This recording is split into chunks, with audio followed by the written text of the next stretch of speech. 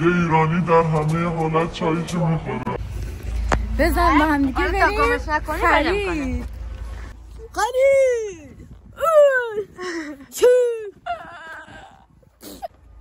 کلاش خورده باشین. خوش آمدید.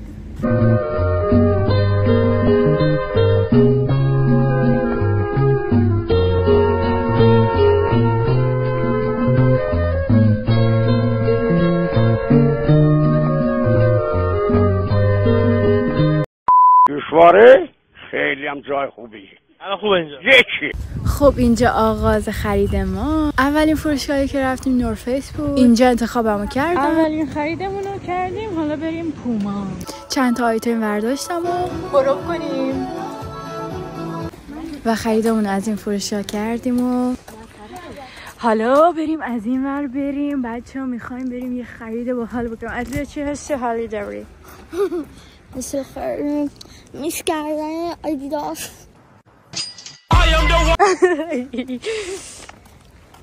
آره میس کردیم اینجا رو واقعا.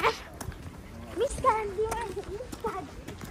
من به چند تا آیتم ورزشی نیاز داشتم برای فروشگاه، پس به دنبال یه فروشگاه گشتم. 2000 years later. پس ما وارد فروشگاه نایکی شدیم و من از اینجا آیتمای شامل کفش اسپورت و لگ ورزشی میخواستم، اما خب کفشا مد نظرم نبودن چون برای استفاده روزانه نمیخواستم. اینجا مخصوص کفشا اینا و هر مدل برای بچه هاست. خدای من بیام داره آبرومونو میبره. ای خدا خسته شده. خب خریدامونو کردیم و از آدیداس کالکشن قشنگی داشت، از جمله شلوار لیهای جدیدش. اینا هم تیشرت های فوتبالی. اومدم شلوار پرو کنم که دوستش اصلا نداشت. اومدیم داخل فروشگاه گس. همونطور که میبینید همینقدر دلربا با کیفا و کفشای جذابش. اینجا برای قسمت مردونه است. به هر حال خیلی خانومان است و من استفاده ای ندارم از این نوع. قسمت خوشمزش وای خدایا از اینو میخوام. بریم کفشا رو بخریم. مود من این وضعیت درست نیست آقا.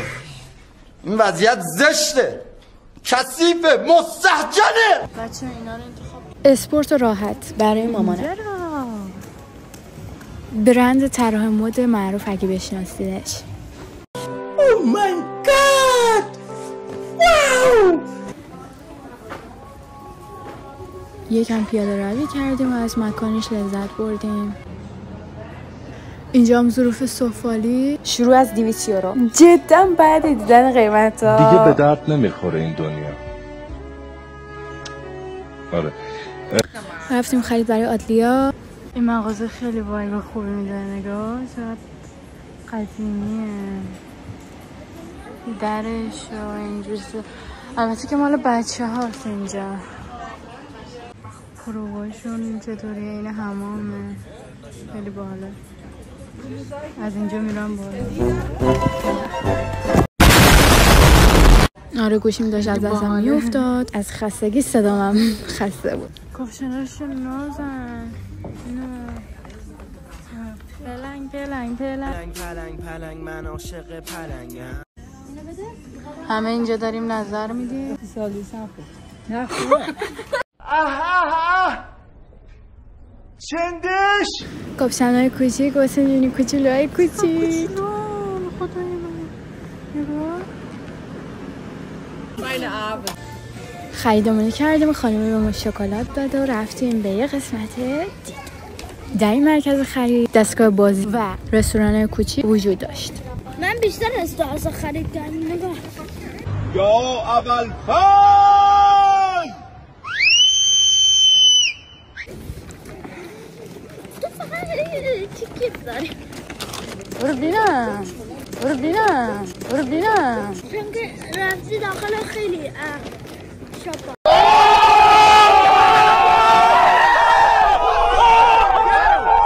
خوب خودش هم میگه. اینجا ورساچه و پولو و برند لاکوست. داشتیم دنبال یه فروشگاه لوازم آرایشی و مراقبتی میگشتیم. این محصولات خیلی کیوت و کوچولو بودن برای دور چشم. خب یکم خسته شدیم و نشستیم. چه خبرتونه؟ یه تامیمون نشه. چه خبرتونه؟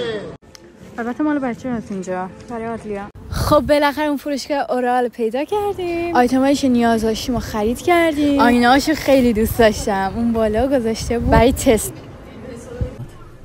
خیلی تاثیرگذار. بخونه؟ بخونه؟ زشته نه. آخه این درست خدایی چی بگه آدم؟ آتیش زدم به مالمون. خدا. اگه ویدیو براتون جالب بود حتما سابسکرایب زنگوله رو فعالش کنید، ویدیومو لایک کنید و اگر ولاگ‌های بیشتری دوست دارید کامنت کنید. تموم شد. خیلی تاثیرگذار.